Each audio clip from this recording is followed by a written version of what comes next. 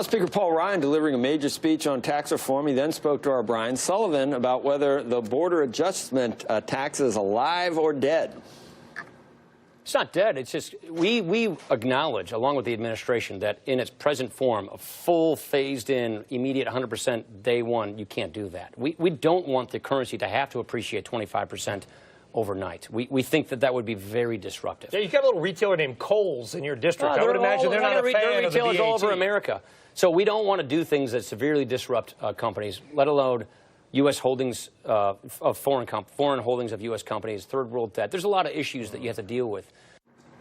And joining us now, Freedom Caucus co-founder, Congressman Jim Jordan.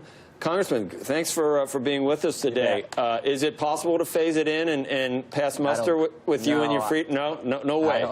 I don't think so. I mean, look, this is a whole new tax placed on the American economy. That's not what we want to do.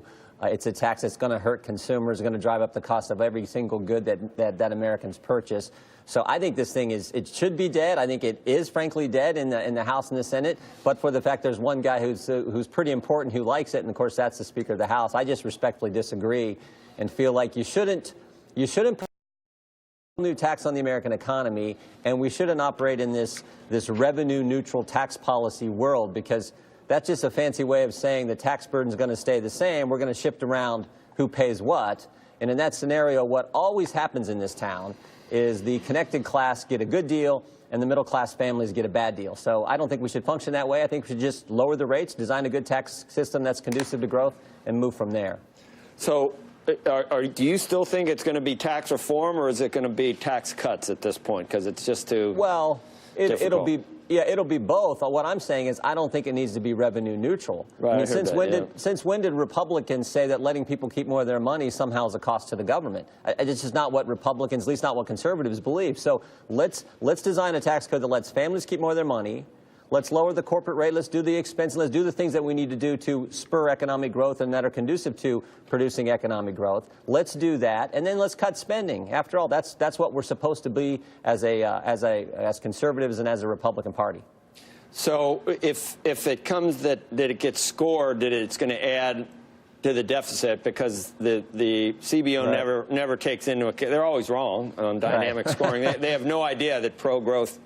I guess they just can't do it. Then they'd say they would say it was a partisan agency if they didn't try and do it that way. But they're not going to include dynamic scoring. So as a Freedom Caucus guy, you will be able to withstand the blowing out the deficit criticism that you get with not paying for this?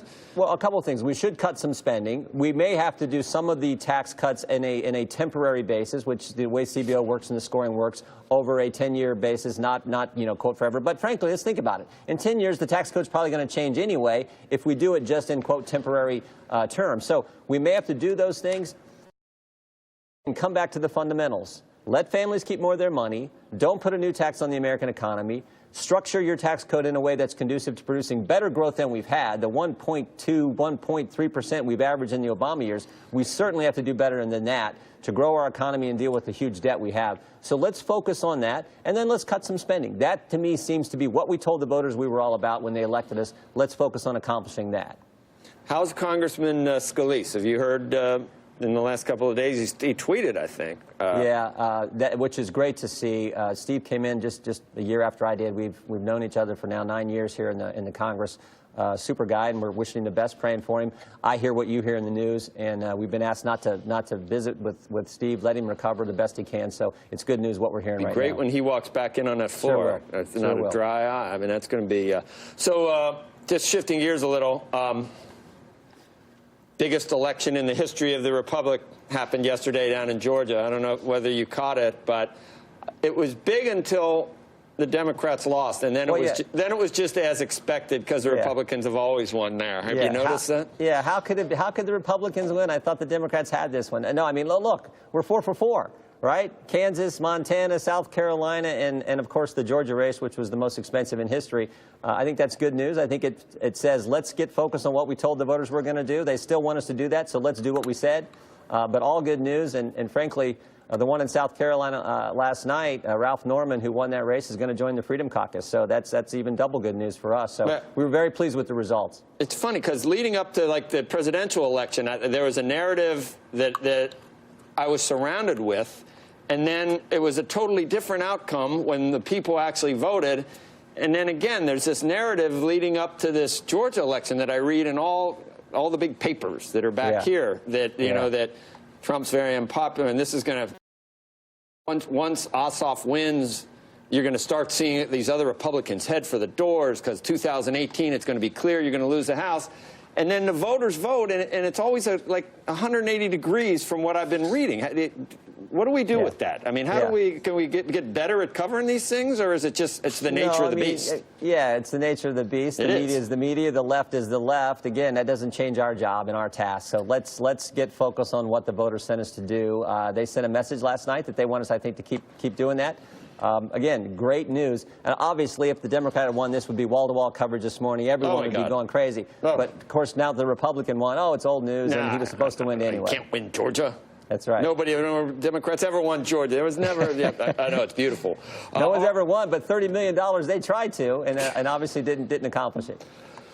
All right, Congressman, I don't know. I will tell you one thing. 2018 will be a problem if you guys don't do something on these two things. So maybe that's going to spur, and it's not going to be bipartisan. You think that there ever comes a day where you get rid of the filibuster in that patrician House? Let's hope so. I mean, look, I'm in the House, so I don't decide that, but let's hope so. Or at least let's go back to where it's a true filibuster, where you actually have to get up and talk for hours on hours if you want to hold something up and actually have real debate.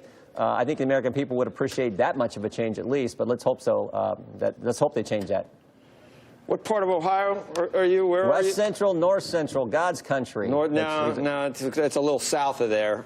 Down near Portman country is down. Down just south between Dayton and Cincinnati is where the senator's from. I'm just north of Dayton, up near Urbana, Ohio. Well, it might be important. Your efforts are important there as well, because I think southwestern Ohio is safe, but northeastern you got to work on it. Anyway, Congressman, thanks, appreciate it. You bet.